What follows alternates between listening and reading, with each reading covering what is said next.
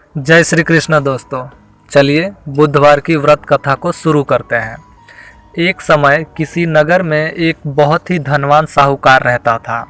साहूकार का विवाह नगर की सुंदर और गुणवंती लड़की से हुआ था। एक बार वो अपनी पत्नी को लेने बुधवार के दिन अपने ससुराल गया और पत्नी के माता पिता से विदा कराने के लिए कहा। माता पिता बोले, बेटा आज बुधवार है, बुधवार को किसी भी शुभ कार्य के लिए यात्रा नहीं करते। लेकिन वह नहीं माना और उसने वहन की बात को न मानने की बात कही। दोनों ने बैलगाड़ी से यात्रा प्रारंभ की। 2 कोस की यात्रा के बाद उसकी गाड़ी का एक पहिया टूट गया। वहां से दोनों ने पैदल ही यात्रा शुरू की।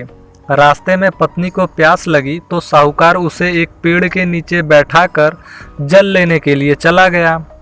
थोड़ी देर बाद जब वो कहीं से जल लेकर वापस आया तो वह बुरी तरह से हैरान हो उठा, क्योंकि उसकी पत्नी के पास उसकी ही शक्ल सूरत का एक दूसरा व्यक्ति बैठा था। पत्नी भी साहूकार को देखकर हैरान रह गई।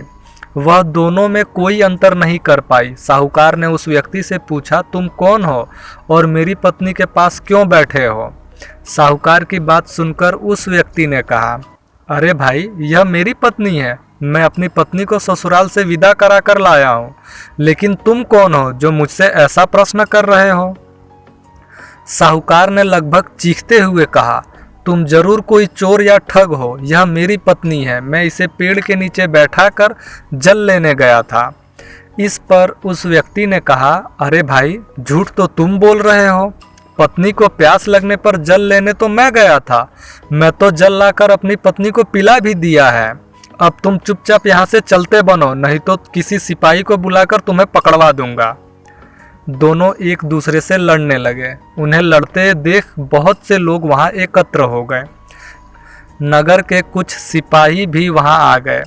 सिपाही उन दोनों को पकड़कर राजा के पास ले गए। सारी कहानी सुनकर राजा भी कोई निर्णय नहीं कर पाया। पत्नी भी उन दोनों में से अपने वास्तविक पति को नहीं पहचान पा रही थी।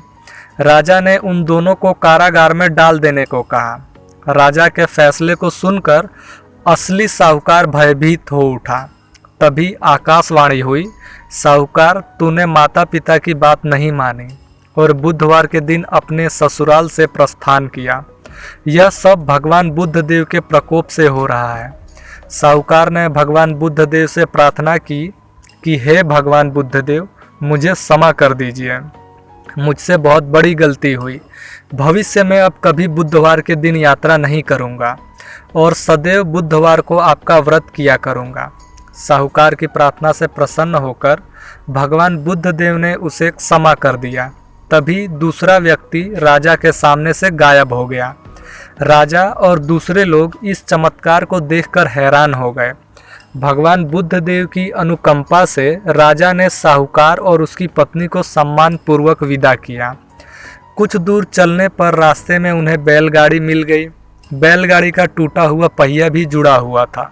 दोनों उसमें बैठकर नगर की ओर चल दिए। साहूकार और उसकी पत्नी दोनों बुधवार का व्रत करते हुए आनंद पूर्वक जीवन यापन करने लगे। भगवान बुद्ध देव की अनुकंपा और कृपा से उनके घर में धन संपत्ति की वर्षा होने लगी। जल्द ही उनके जीवन में खुशियां ही खुशियां भर गई।